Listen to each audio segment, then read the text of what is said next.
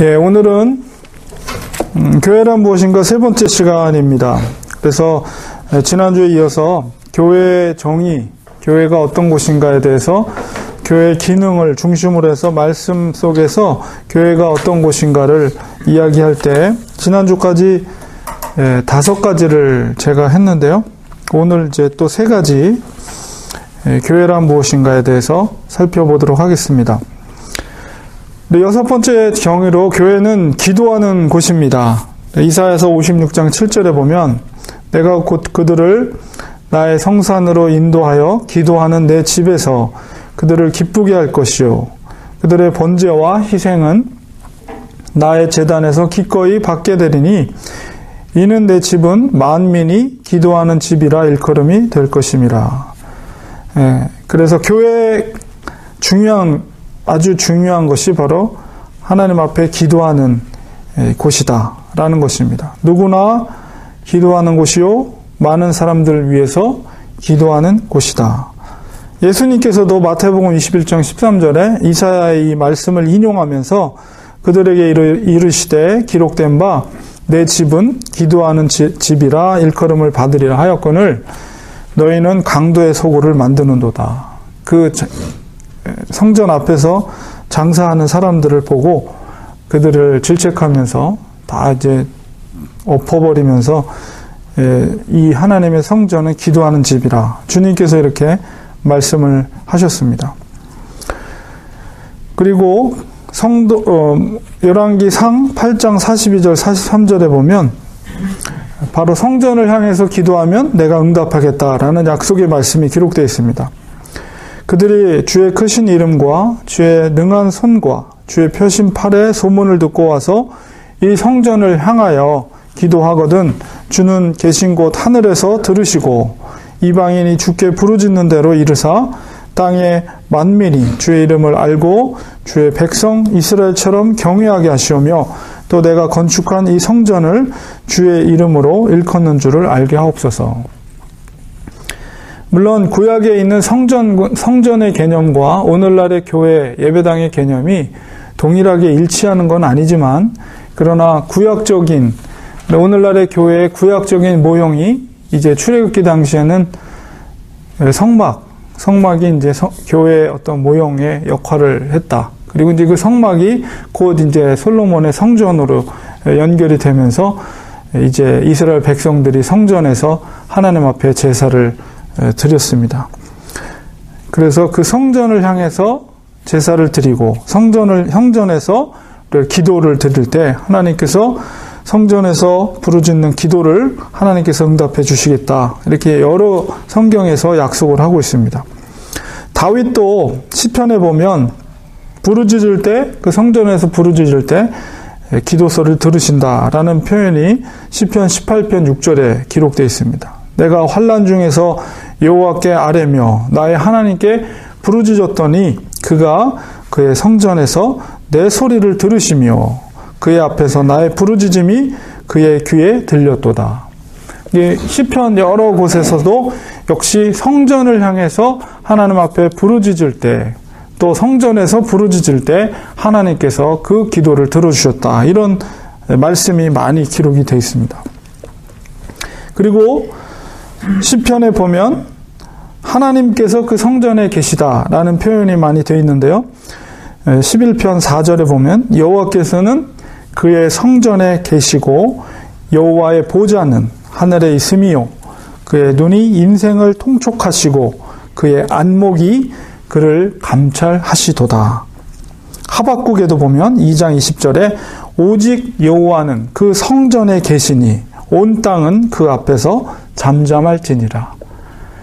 우리가 성막, 이스라엘이 출애굽 당시에 하나님께서 허락하신 모세에게 명령해서 만든 그 성막과 그 지성소, 그것은 바로 하나님의 임재를 상징하는 곳이거든요.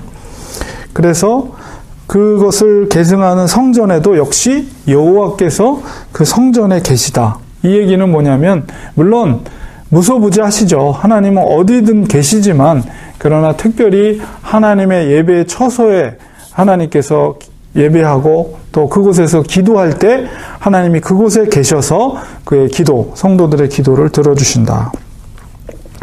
다니엘서도 보면 다니엘 6장 10절에 보면 다니엘이 이 조소에 왕의 도장이 찍힌 것을 알고도 그 기간을 정해놓고 그 기간 동안에는 어떤 신학에도 기도하거나 절하지 못하도록 그 많은 조서를 다니엘이 알고도 그가 자기 집에 돌아와서 윗방에 올라가서 예루살렘을 향한 창문을 활짝 열어놓고 전에 하던 대로, 그러니까 늘 하던 대로 하루 3번씩 무릎을 꿇고 기도하며 그의 하나님께 감사했더라. 이제 포로 생활 속에 있었기 때문에 성전에 있는 이스라엘에 있을 수 없어서 항상 하루에 3번 위층에 올라가서 예루살렘을 향한 그 창문을 열어놓고 무릎을 꿇고 하나님 앞에 거기에 기도를 하며 하나님 앞에 감사를 했던 다니엘의 모습을 우리가 보게 됩니다. 타국에 살면서도 이렇게 하나님의 성전을 향해서 하나님 앞에 기도했을 때 하나님은 다니엘의 기도를 들어주시고 다니엘을 하나님께서 존귀하게 여기셨죠. 자기가 죽을 줄 알면서도 하나님 앞에 기도를 했다는 거예요. 조서에 찍힌 줄 알면서도 그렇게 했다는 것은 특히나 문이 열리면 사람들이 다 쳐다볼 수 있는 위치에 위층에 올라가서 사람들이 다 볼 수 있는 위치에서 그렇게 그러니까 조금도 두려워하지 않고 성전을 향해 기도했던 다니엘의 모습을 보게 됩니다. 신약으로 와서 누가복음 2장 37절에 보면 과부가 되고 84세가 되었더라. 안나라는 여선지자를 말합니다. 이 사람이 성전을 떠나지 아니하고 주야로 금식하며 기도함으로 섬겼다. 그러한 성전에서의 항상 밤낮으로 기도하고 금식하고 했던 이 안나 선지자에게 하나님께서 그 예수 그리스도를 만날 수 있는 아기 예수를 만날 수 있는 은혜를 베풀어 주셨죠. 이렇게 신약의 시대 속에서도 성전에서 늘 기도하던 하나님의 사람들이 있던 것을 보게 됩니다. 하나님의 성전에서 기도할 때 하나님의 응답을 받습니다. 교회는 기도하는 집이기 때문에 기도하는 성도들이 항상 많았습니다. 우리가 기도는 그 교회의 영적인 온도계다 이렇게 표현을 하거든요. 그래서 그 교회가 어떻게 기도를 하는가, 기도할 때 얼마나 사람들이 모이는가, 기도할 때 얼마나 간절히 기도하는가 이런 것을 통해서 그 교회의 영적인 상태를 우리가 진단할 수가 있습니다. 교회에서 기도의 열기와 열정으로 우리는 늘 살아있는 교회가 되어야 됩니다.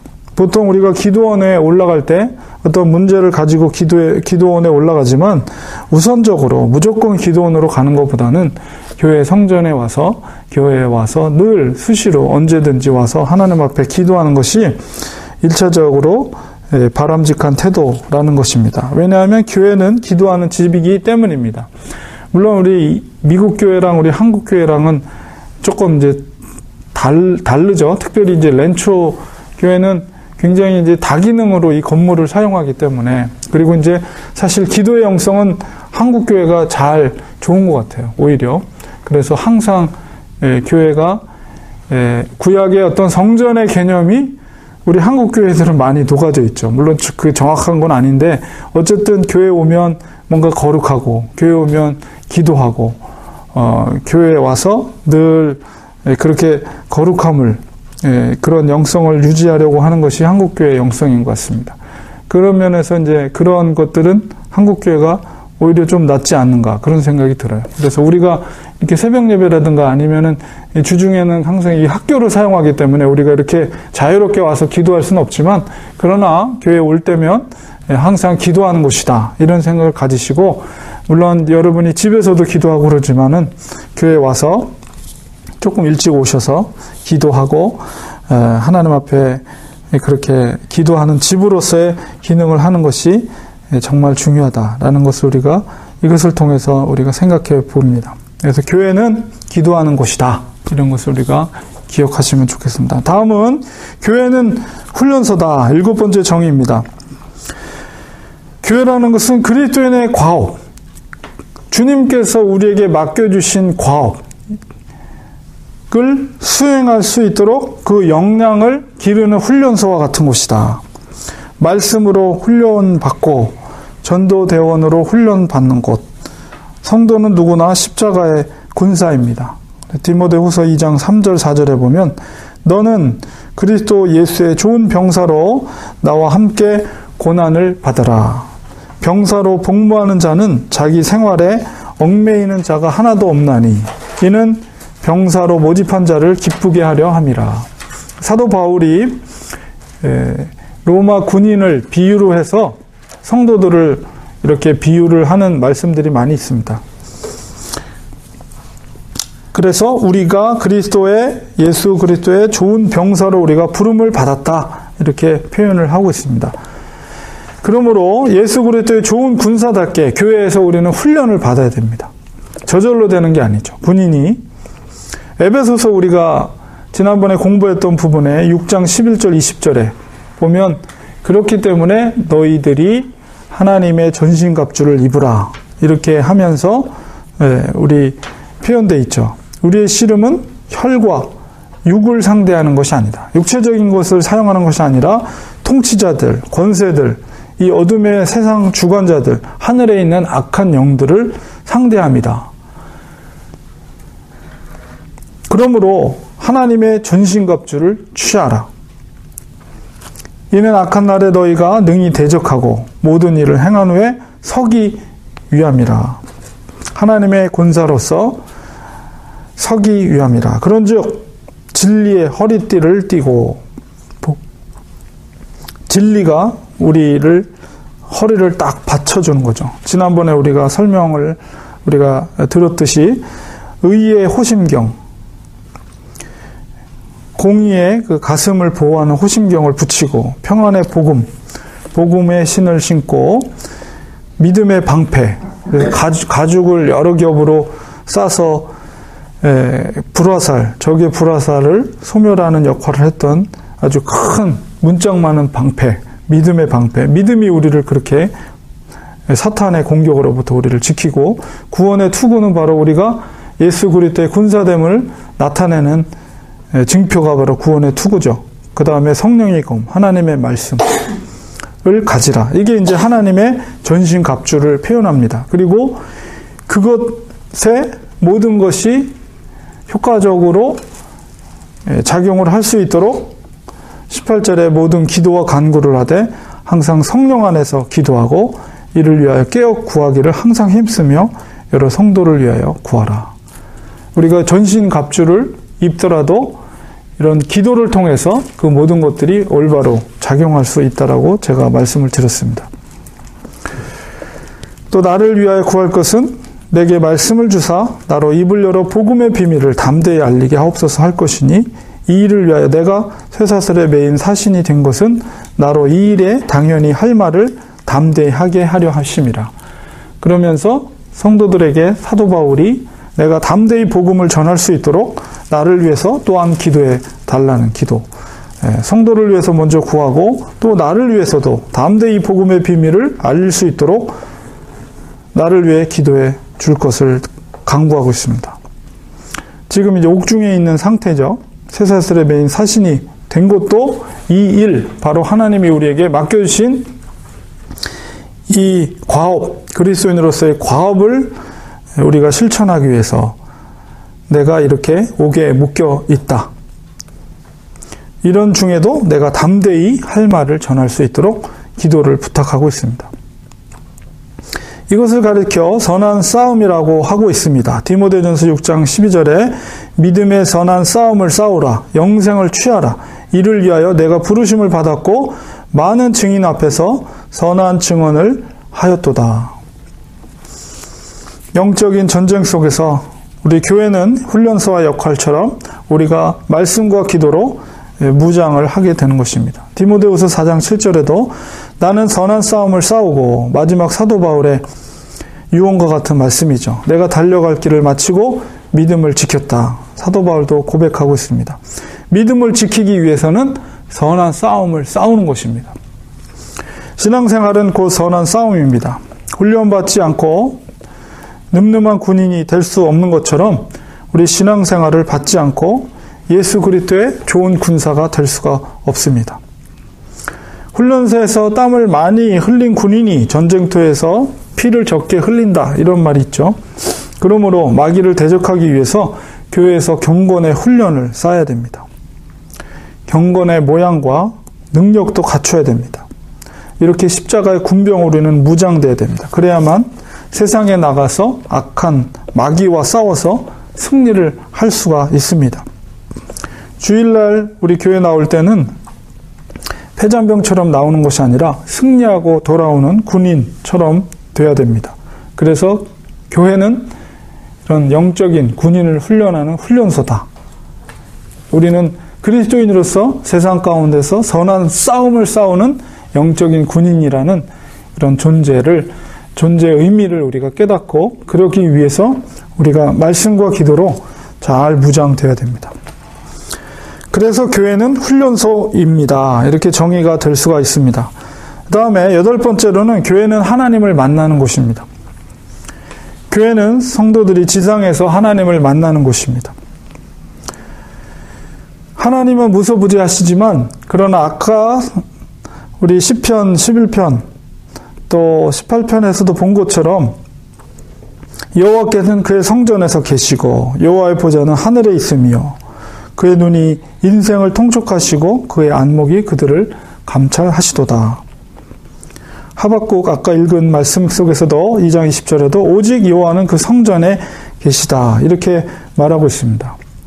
하나님께서 이렇게 성전에 계시기 때문에 우리는 하나님의 교회, 이 교회는 하나님을 만나는 곳이다, 이렇게 말할 수가 있죠. 구약시대에도 이 교회가 존재했다는 것을 첫 시간에 우리가 교회 정의를 하면서 말씀을 드렸죠. 스테반 집사님의 설교 속에서 사도행전 7장 38절에 광야교회다, 이렇게 표현되어 있습니다. 구약의 교회를 어셈블리라고 되어 있죠. 그 구약 속에서도 바로 하나님이 성도를 만나는 곳으로서의 성전의 의미를 표현하고 있는데 출애굽기 25장 22절에 보면 거기서 내가 너와 만나고 속죄소 위 곧 증거궤 위에 있는 두 그룹 사이에서 내가 이스라엘 자손을 위하여 내게 명령할 모든 일을 내게 이루리라. 출애굽기 29장 42절에도 이는 너희가 대대로 여호와 앞 회막문에서 늘 드릴 번제라. 내가 거기서 너희와 만나고 내게 말하리라. 하나님께서 그 성막을 만들게 하시고 그곳에서 모세에게 너를 만날 것이다, 아론에게 너를 만날 것이며 너희가 어떻게 행할 일을 내가 거기서 너에게 말해 줄 것이다, 이렇게 성경에 기록이 되어 있습니다. 구약 속에서 교회의 모형으로서의 성막을 생각할 때 오늘날 예배의 당, 교회는 바로 동일한 의미를 갖고 있습니다. 그래서 교회는 하나님이 임재하시는 곳이요, 하나님을 만나는 곳이다. 예배 시간을 그렇기 때문에 삼어야 됩니다. 예배 시간에 나와서 그 하나님을 만나는 거죠. 하나님이 정말 살아계심을 우리가 예배를 통해서 체험하게 되는 거죠. 살아계신 하나님, 정말 우리의 삶 가운데 구체적으로 개입하시고 도우시고 함께 하시는 그 하나님을 인격적으로 우리가 만나는 것입니다. 하나님은 인격적인 하나님입니다. 우리가 사람을 만날 때, 우리가 사랑하는 사람을 만날 때 우리가 인격적으로 서로 교제하며 서로 대화하며 서로 마음을 나누며 이런 것처럼 우리가 하나님을 만날 때도 인격적인 하나님을 만나서 서로 교제하며 우리의 마음을 쏟아놓고 하나님의 또 사랑의 마음을 우리가 받고 이런 관계, 그것이 바로 하나님을 만나는 장소로서의 교회의 의미입니다. 그러므로 우리가 교회에 나오는 것을 사모해야 되겠죠. 우리가 하나님을 사랑하기 때문에 하나님이 임재한 그 장소로서의 교회에 나올 때, 특별히 예배 자리에 나올 때 정말 사모하고 간절한 마음으로 나와서 우리가 하나님 앞에 예배를 올려드리는 것입니다. 그럴 때 정말 임재하신 하나님을 체험하는 것이죠. 그 속에서 우리가 새로운 능력을 공급받는 거죠. 그래서 그 힘으로 또 살아가고, 물론 우리가 우리의 삶을 통해서 예배가 되게 하라는 말씀을 제가 잘 드리는데, 물론 하나님이 우리가 예배당을 떠난다고 해서 우리가 하나님을 떠나는 건 아니죠. 그러나 특별히 교회 성도들이 모여있는 이 공동체 속에서 하나님의 공동체가 드리는 예배 가운데 하나님은 특별히 그 시간에 은혜를 주신다는 것입니다.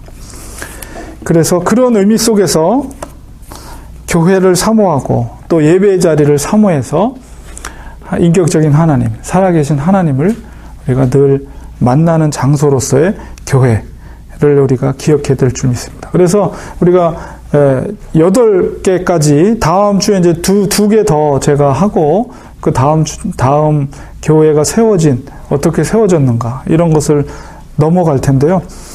이 10가지를 여러분이 계속해서 보시면서 나눠드린 유인물을 리마인드 하시면서 이 교회가 해야 할 역할이 무엇인가, 이 정의를 통해서 교회가 해야 할 역할이 무엇인가를 우리가 다시 생각해 보면 그 속에서 교회가 무엇을 해야 될 것인가를 알 때, 내가 분명하게 그것을 깨달을 때 내가 교회에서 어떻게 하고 무엇을 해야 될지를 거기서 이제 방향성이 잡히는 거죠. 아, 교회가 이런 곳이구나. 교회가 병원의 역할을 하고, 교회가 정말 하나님을 만나는 곳이요, 학교와 같은 역할이요, 가정과 같은 곳이요, 이런 정의를 우리가 깨달으면, 아, 교회가 그런 기능들을 해야 된다면 내가 그런 기능이 될 수 있기 위해서 내가 어떻게 섬기고 헌신해야 될 것인가, 이런 구체적인 그런 섬김의 우리의 방향이 잡히고 내가 무엇을 해야 될 것인가에 대한 어떤 목적이 바로 생기게 되는 것입니다. 그러니까 한 사람이 다 할 수가 없죠. 제가 어떻게 다 할 수 있겠어요? 여러분, 한 사람이 다 할 수 있겠어요? 그렇지 않거든. 한 분 한 분이 동일한 마음을 가지고 그것을 각자가 자기가 가진 달란트와 섬김을 통해서 하나가 되는 것이고, 교회가 이 10가지의 기능들이 그 속에서 이루어지게 되는 것이죠. 그래서 서러운 특별히 연약한 성도들이 왔을 때 그 교회의 아름다운 모습을 통해서 교회를 배우는 거예요. 그리고 교회가 온전한 교회의 모습으로 회복이 되는 것입니다. 그렇기 때문에 제가 특별히 이제 성경에는 이렇게 정의되어 있진 않지만 성경에 나와 있는 말씀을 통해서 교회의 올바른 정의를 이야기하고 교회의 기능을 이야기함으로 우리가 온전한 교회를 이루기 위한 그런 바람과 목적으로 제가 이렇게 특별히 10가지로 정의를 해서 설명을 드리고 있습니다. 그래서 8것까지 교회는 하나님을 만나는 곳입니다. 첫 번째, 우리가 교회는 그리스도의 몸입니다. 우리가 다시 한번 리마인드를 해보면, 리마인드하고 마치도록 하겠습니다. 교회는 그리스도의 몸이라는 것, 그 다음에 두 번째는 교회는 성도들이 생활하는 가정, 세 번째는 교회는 병원, 네 번째는 교회는 학교입니다. 그 다음에 다섯 번째는 교회는 성도들이 보호받는 우리, 그 다음에 여섯 번째는 교회는 기도하는 곳, 일곱 번째 교회는 훈련소입니다. 오늘 마지막 8번째, 교회는 하나님을 만나는 곳입니다. 다음 주에 이제 2가지 더 하고 다음 주제로 넘어가도록 하겠습니다. 우리 기도하겠습니다.